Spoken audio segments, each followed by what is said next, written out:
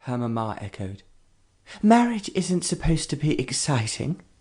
What will happen to you when we are no longer here?" That had been last year, and now they truly were no longer here. She faced a dispiriting future, yet even so, she did not regret breaking her engagement.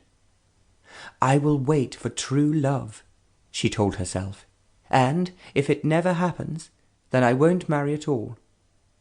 She knew that she was unlucky in that her family had not exerted themselves to help her. But her uncle Edward, the baronet, had daughters of his own to marry off.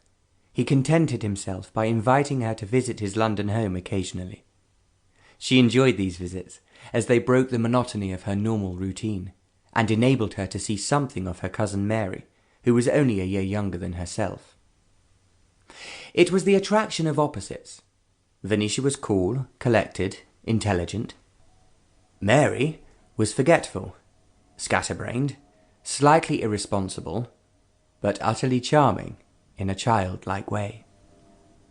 Sir Edward Wenmore, Baronet, had managed to secure a minor position at court, and was intent on climbing the social scale as far as he could.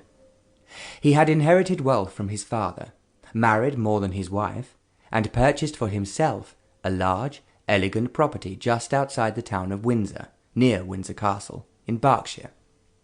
He had explained this choice as being necessary for a man who must continually be ready to serve the Queen.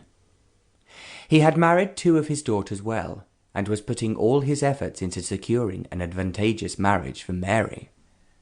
Now the family was spending the summer in the country, at Wenmore Priory, and Venetia saw them now and then, but not often enough to stop her feeling lonely and isolated. She had often felt that she was not really welcome at the Priory. Mamma had told her that it was because she was much more beautiful than Mary, but then dearest Mamma was biased.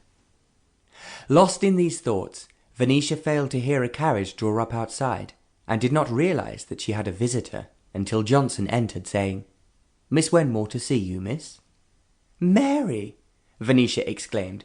"How lovely to see you! I had no idea you were coming." Mary ran forward and threw herself into Venetia's arms.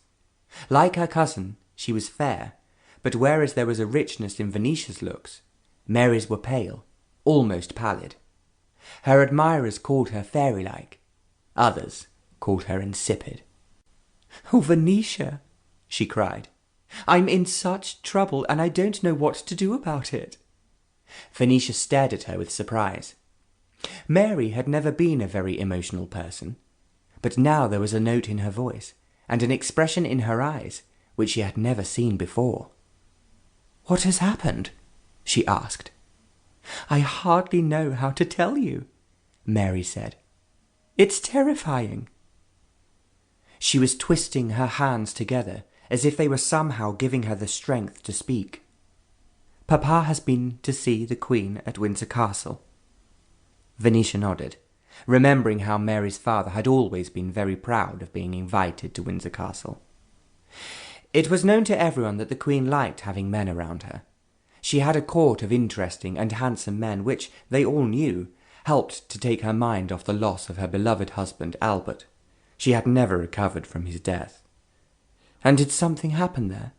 Venetia asked. "Yes. I'm desperate, absolutely desperate. Perhaps the only thing I can do is to drown myself." Venetia stiffened and stared at her. "Nothing can be so bad as to make you want to die," Venetia told her.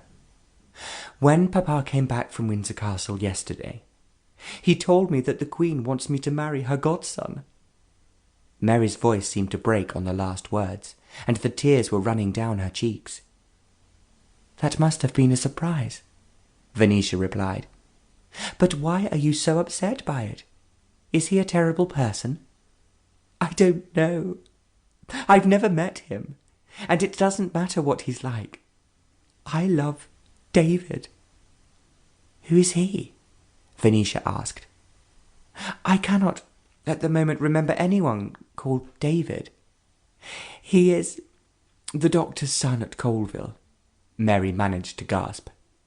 Colville was a small town not far from her home. Venetia now remembered a rather good-looking young man.